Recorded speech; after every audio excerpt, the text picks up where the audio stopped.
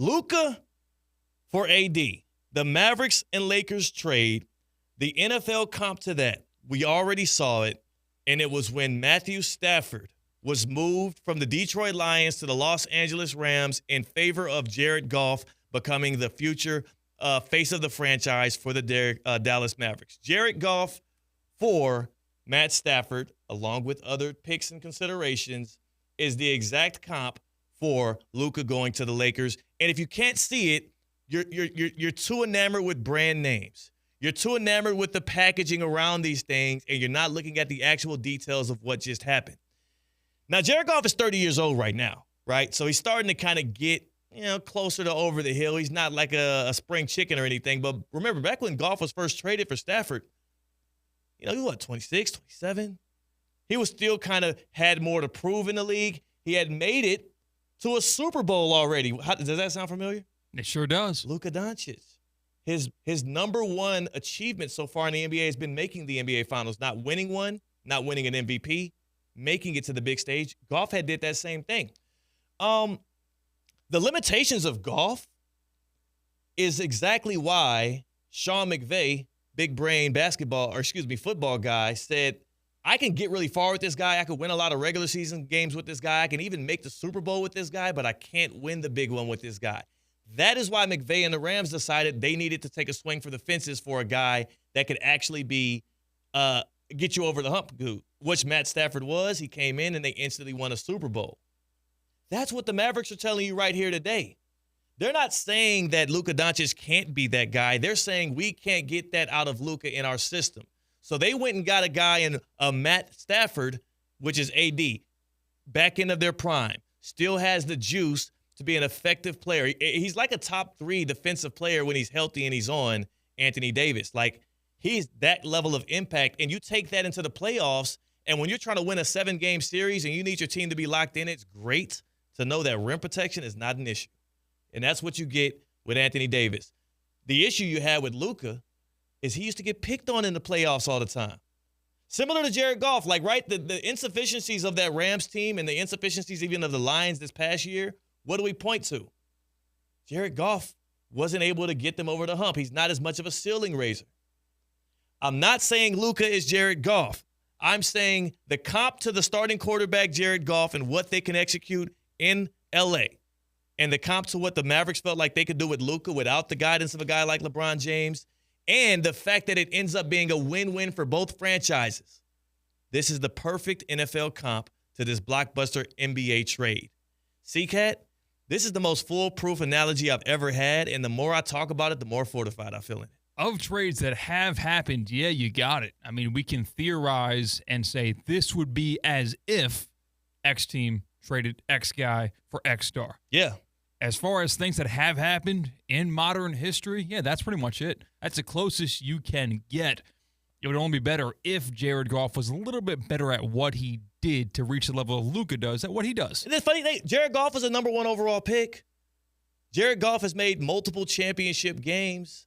He also has had statistical seasons that have been getting him into the MVP conversation not once but twice. He's performed very well in the regular season. He just is not a guy that has taken him over the hump in the postseason. He's obviously not a transcendent star. That's what Luka is, right?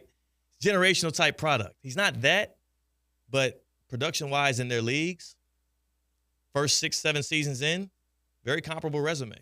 And then in the fallout, we find out that Luka is 270 pounds. Goodness gracious, dude. Is that a real number? That feels a little bit inflated. That feels a little bit exaggerated because it's not that I am a super genius or I'm a physician and I can see someone and say they're 270-plus pounds, but he does not look like that. He doesn't. It doesn't seem that way, but remember, he's 6'8", 6'9".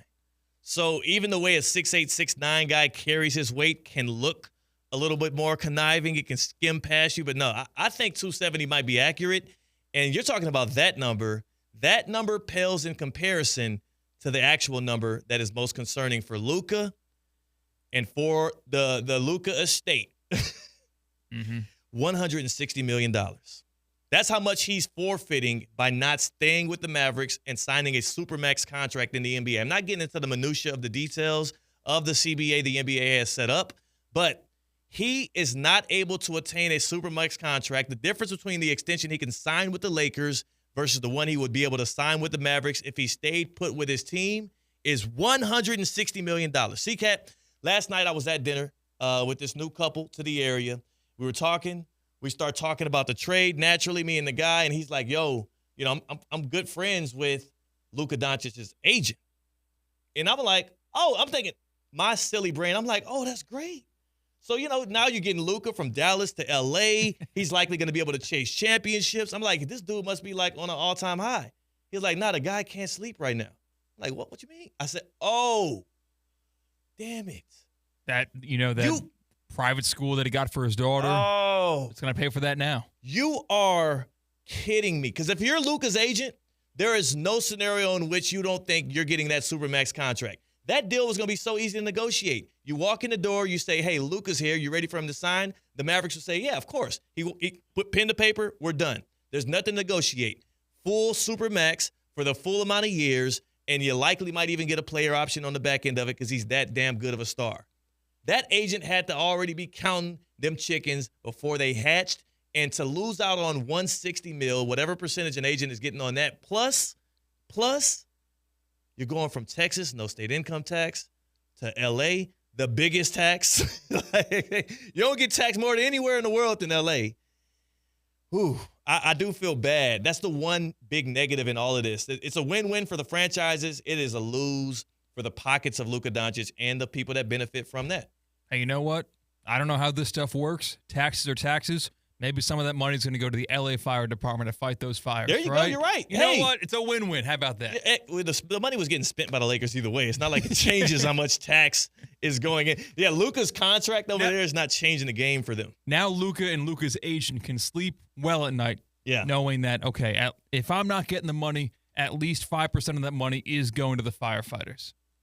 I know they're busy announcing a Grammy last night, but once they get back home, they'll be happy. I don't think they give a damn. Be honest with you. Luka would have been like, bro, I would have cut a check, bro. You ain't had to do this. I would have cut a check.